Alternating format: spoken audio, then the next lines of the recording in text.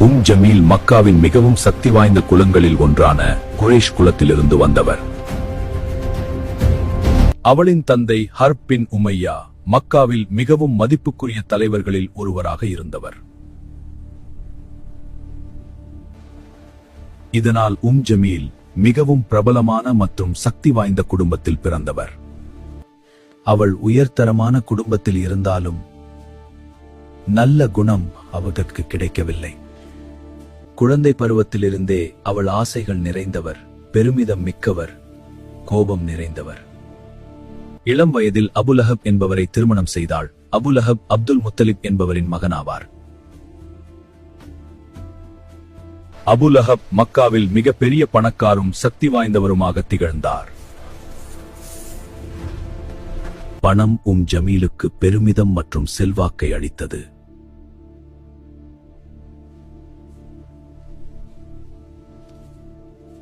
அபுலஹப் குரேஷ் வர்த்தகத்தில் மிக பிரபலமானவராக பணம் சம்பாதித்தார்.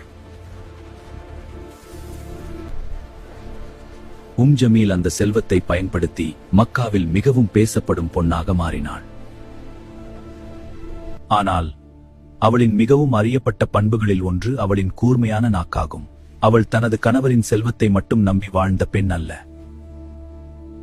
அவள் தன்னை சுற்றியுள்ள பெண்களுடன் சேர்ந்து கொண்டு வதந்திகளை பரப்பி தான் வெறுப்பவரின் பெயரை கெடுக்க முயன்றாள்.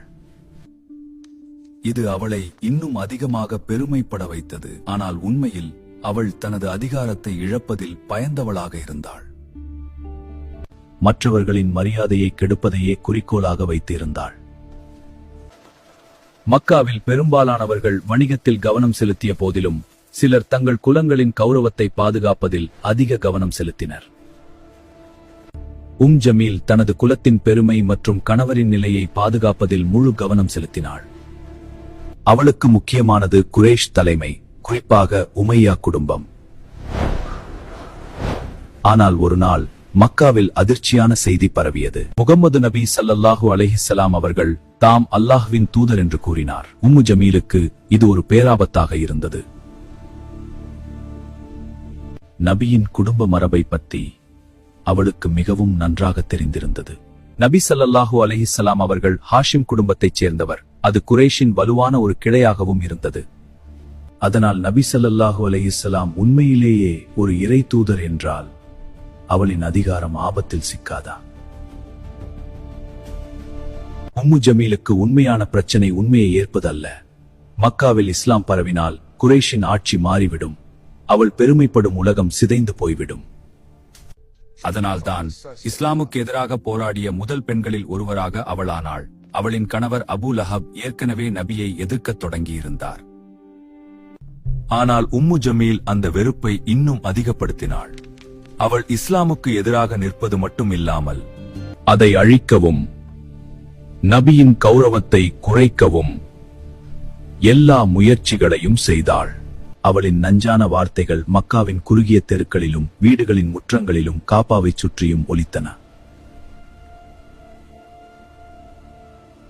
அவள் ஒரு எதிரியாக மட்டுமல்ல, பயத்தின் மூலமாகவும் மாறினாள்.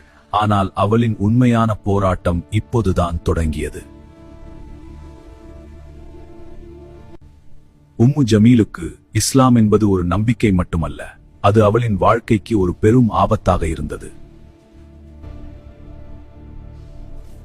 இந்த புதிய மதம் பரவாமல் தடுக்க அவள் எதையும் செய்ய தயாராக இருந்தாள். முதலில் அவள் இதை பெரிதாக எடுத்துக் கொள்ளவில்லை. முகம்மது நபி அவர்கள்தான் இறை தூதர் என்றதும் அது நீண்ட காலம் நிலைக்காது என்று எண்ணினாள். ஆனால் இஸ்லாத்தை பின்தொடரும் மக்கள் அதிகரிக்கத் தொடங்கிய போது ஜமீலுக்கு பயமும் கோபமும் நிரம்பியது. அவளின் கணவர் அபூ லஹப்புடன் சேர்ந்து இஸ்லாத்தை எதிர்க்க போராடிய தலைவர்களில் ஒருவராக அவளானாள்.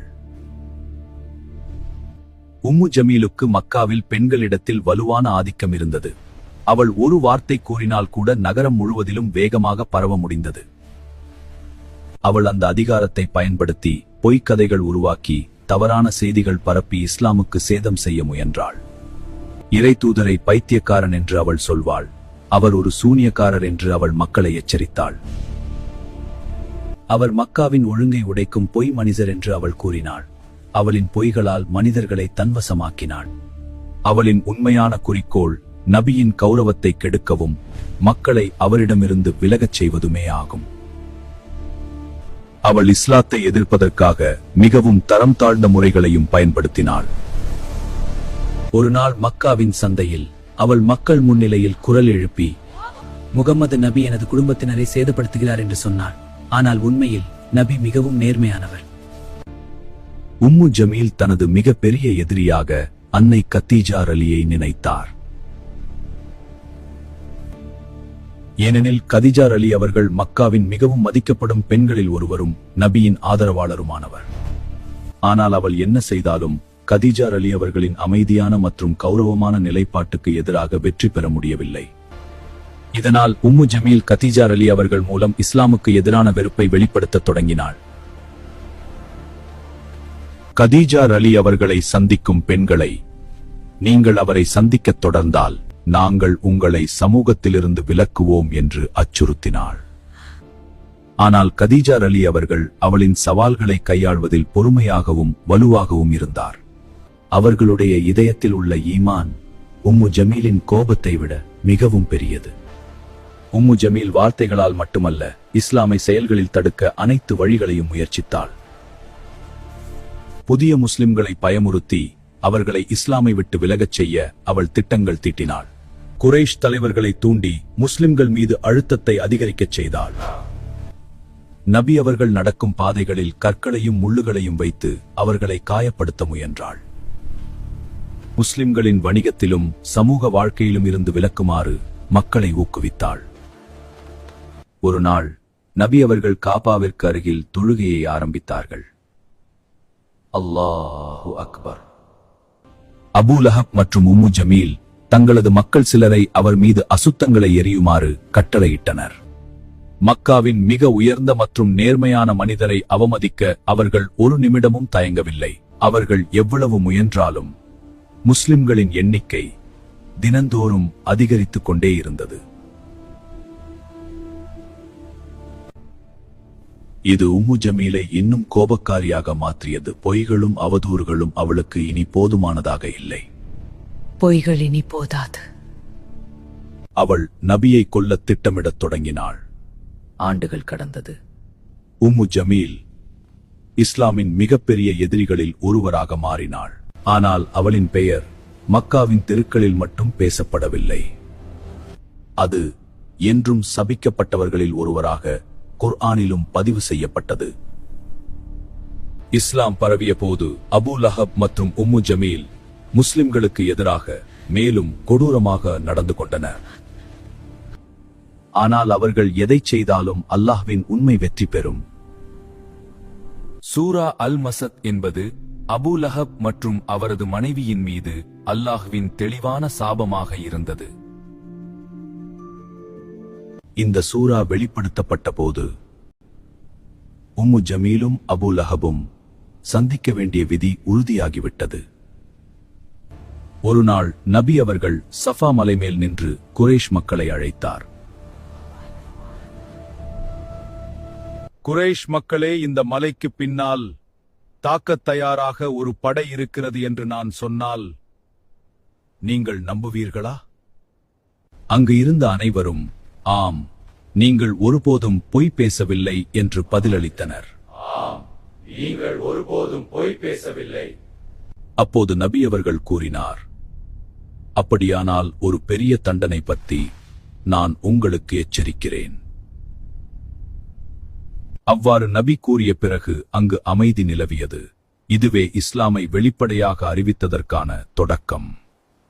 ஆனால் கோபத்தில் நிரம்பிய அபூ லஹப் எழுந்து, இதற்காகத்தானா எங்களைச் சேர்த்தாய், நீ அழிந்து போகட்டும் என்று கத்தினான். பின்னர் உடனே அங்கிருந்து வெளியேறினான்.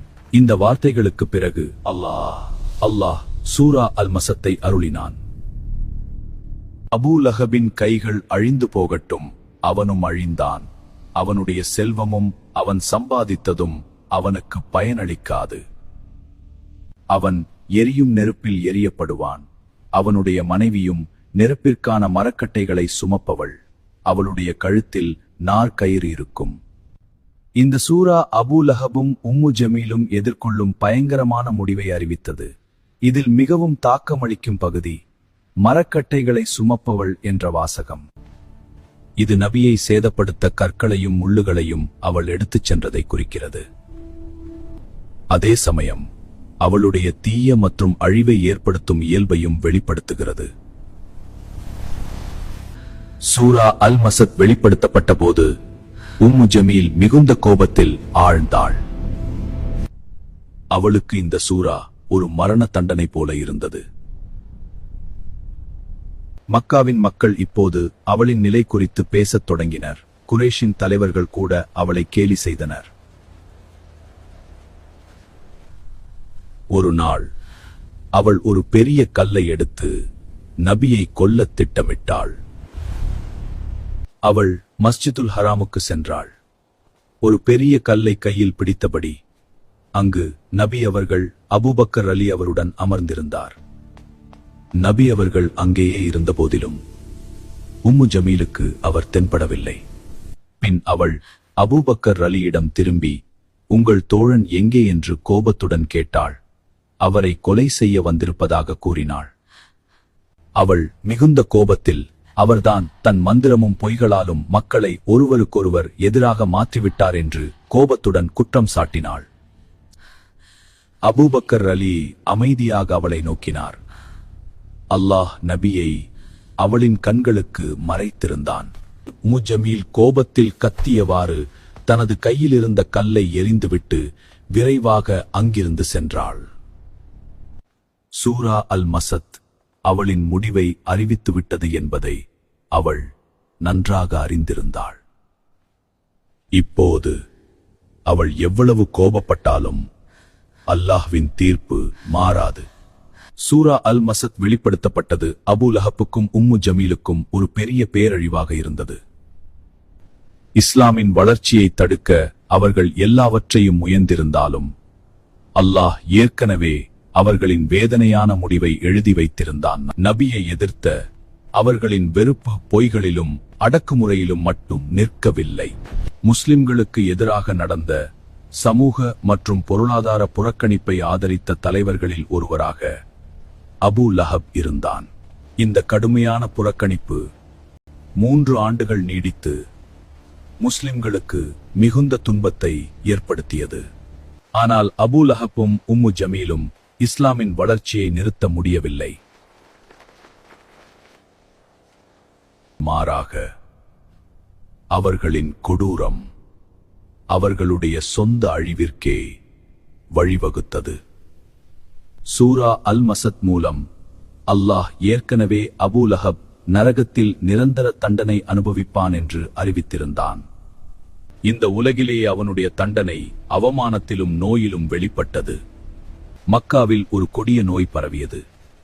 ஒரு நாள் அபூ லஹப் ஒரு பயங்கரமான நோயால் பாதிக்கப்பட்டான். குரைஷ் மக்கள் கூட அவனை விட்டுவிட்டனர். அவன் தனிமையில் வேதனையில் இருந்தான். பல ஆண்டுகள் அவனுக்கு ஆதரவாக இருந்த உம்மு ஜமீலும் நேரம் பார்த்து விலகினாள். அபூ லஹப் இறந்த பின் அவனுடைய உடல் வெளியில் விட்டுவிடப்பட்டது. யாரும் அதை அடக்கம் செய்ய விரும்பவில்லை. இறுதியில் சிலருக்கு பணம் கொடுத்து அவன் உடலை அகற்றச் செய்தனர்.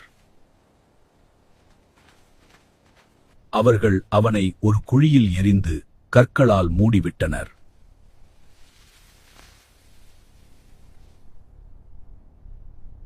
இவ்வாறு அவர்கள் இந்த உலகில் பெற்ற செல்வம், பதவி, பெருமை அனைத்தும் மறைந்து போனது.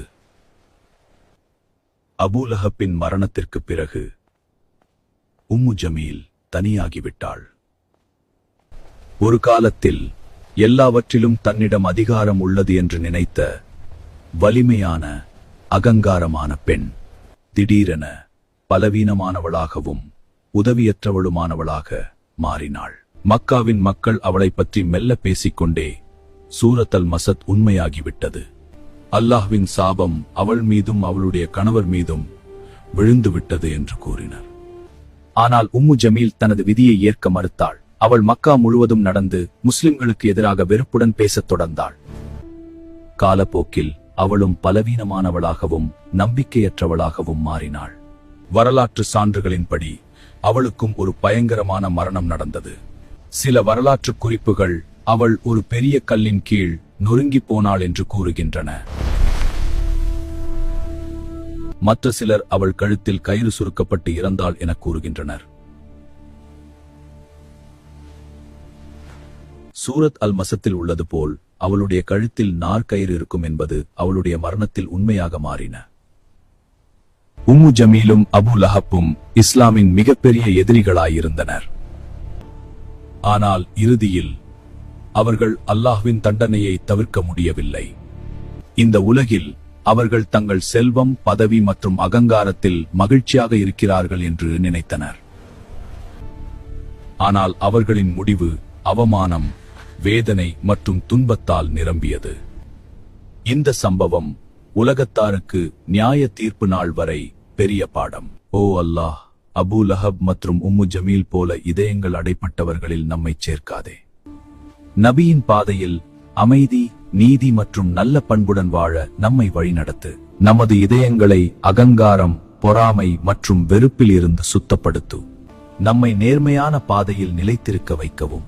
பிஸ்மில்லாஹிர் ரஹ்மானிர் ரஹீம். அபு லஹப்பின் கைகள் அழிந்து போகட்டும். அவனும் அழிந்தான். அவனுடைய செல்வமும் அவன் சம்பாதித்ததும் அவனுக்கு பயனளிக்காது. அவன் எரியும் நெருப்பில் எரியப்படுவான். அவன் மனைவியும் மரக்கட்டைகளை சுமப்பவள். அவளுடைய கழுத்தில் நார்கயிறு இருக்கும். அது நிச்சயமாக உண்மையாகிவிட்டது.